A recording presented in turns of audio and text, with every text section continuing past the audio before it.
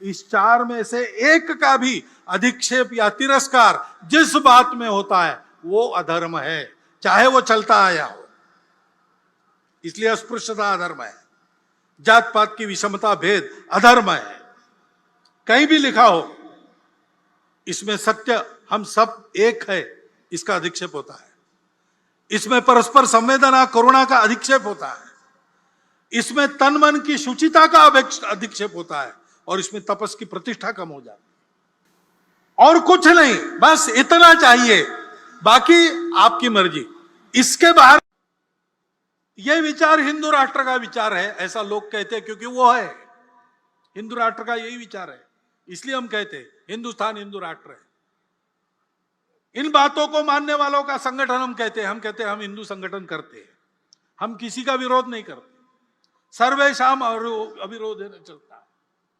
लोग हैं जो इसी को मानते लेकिन इसको हिंदू कहने से कतराते या डरते हैं या विरोध भी करते हैं, नहीं चाहिए ये शब्द।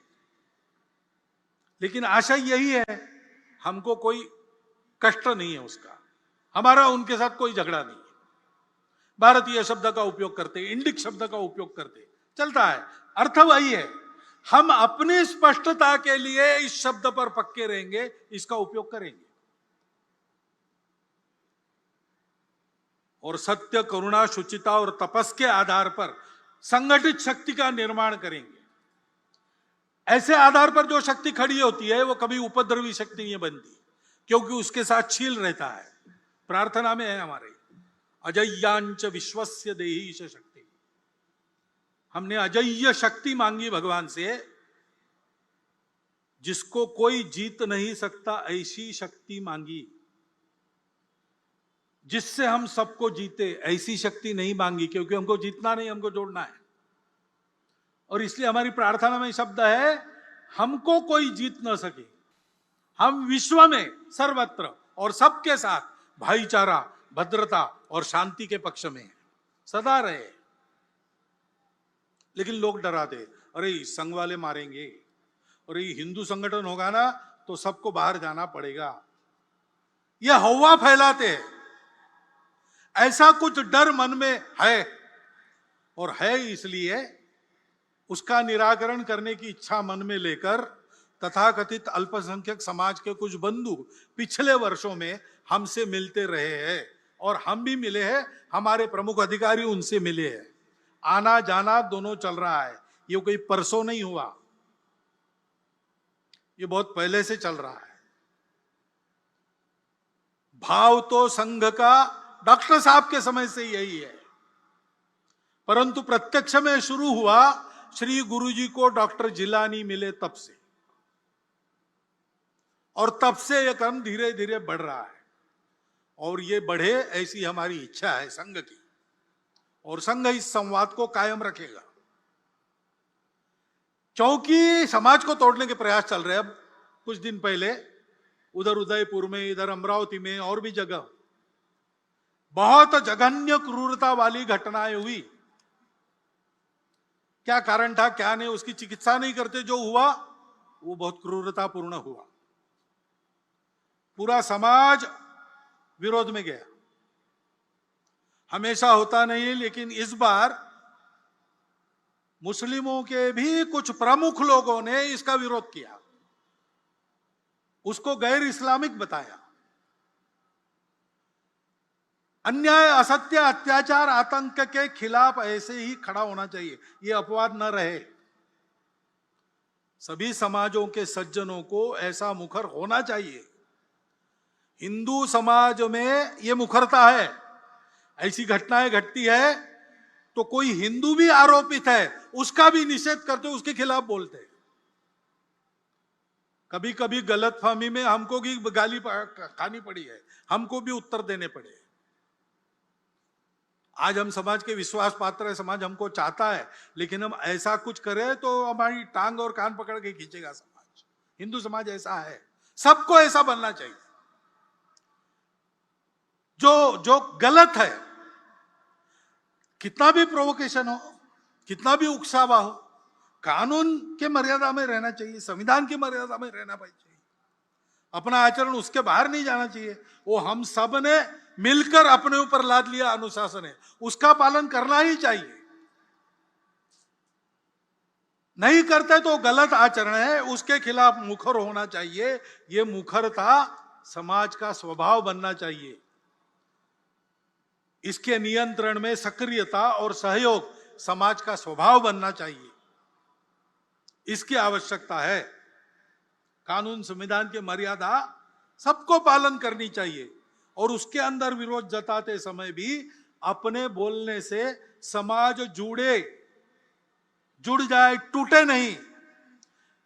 दिल को किसी के तोड़े मत, श्रद्धा को ठेस न पहुंचाए। इसकी चिंता करनी पड़ेगी, इसका ध्यान रखना पड़ेगा। क्योंकि हम सब लोग दिखते भिन्न है, लेकिन हम दिखते अलग है, इसलिए हमारा अलगाव है। हम एक दूसरे के नहीं है, हम भारत से अलग है, हमको अलग चाहिए। ये गलत विचार है। इस गलत विचार का दुख भरा परिणाम हमने देखा है। ऐसा गलत विचार करने के कारण भाई टूटे, धरती खोई, मिटे धर्म संस्थान, ये प्रसंग हुआ। हमको फिर से उस रास्ते से नहीं जाना है। हमको एक रहना है। हमको एक रहना है तो हमको भारत होना है। बोलने वाले नहीं रहे, भाषाएं समाप्त हो गई।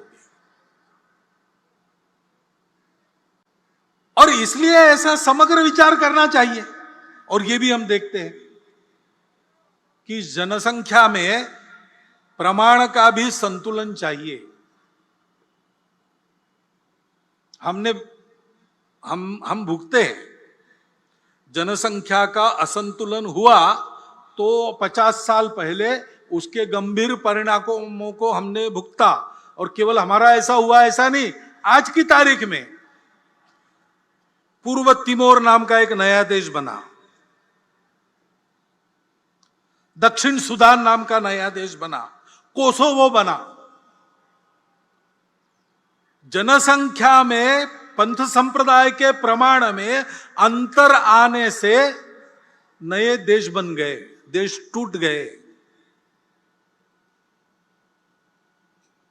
यह असंतुलन जन्मदर एक भाग है उसका, लेकिन जोर जबरदस्ती या छल कपट से, लालच से मतांतरण, ये सबसे बड़ा फैक्टर है।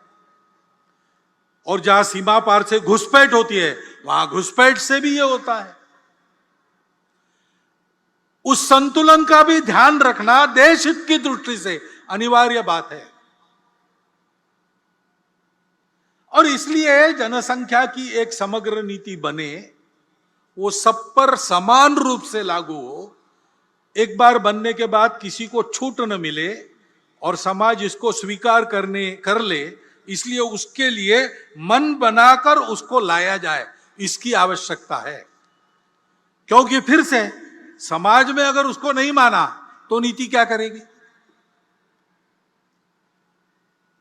समाज स्वीकार करता है अगर लाभ देने वाली बात है, स्वार्थ की बात है, समाज सहर्ष स्वीकार करता है। उसको लिए समझाना नहीं पड़ता। लाभ दिखता है या 3 साल के बाद, 5 साल के बाद, 10 साल के बाद बच्चों को मिलने वाला है, ये अगर पक्का है, समाज उसको स्वीकार करता है। लेकिन जहां देश के लिए छोड़ना पड़ता है, हमको नहीं मिलेगा किसी और को मिलेगा, जलना बंद करके देना पड़ता है, वहां समाज में सहयोग दिखता है कि प्रतिरोध दिखता है? सवाल बात है।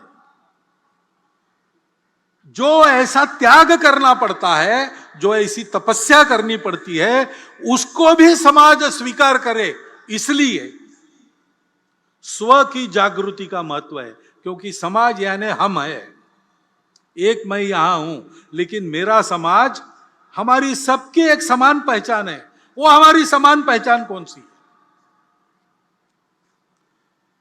सौभाग्य से भारतवर्ष में इतनी सारी भाषाएं हैं, इतने सारे पंथ संप्रदाय है। विदेशों के आक्रमण के कारण भी कुछ संप्रदाय हमारे यहां बन गए, हमारे ही लोग उस संप्रदाय में है। उनकी पूजा है, पंथ संप्रदाय विदेशी है, वो यहाँ के है। Now be the first to know about the latest updates on our new news app. Go on your Android or iOS, search for HW News Network. Download our app, choose the language you prefer to get updates in, and be up to date with the latest news.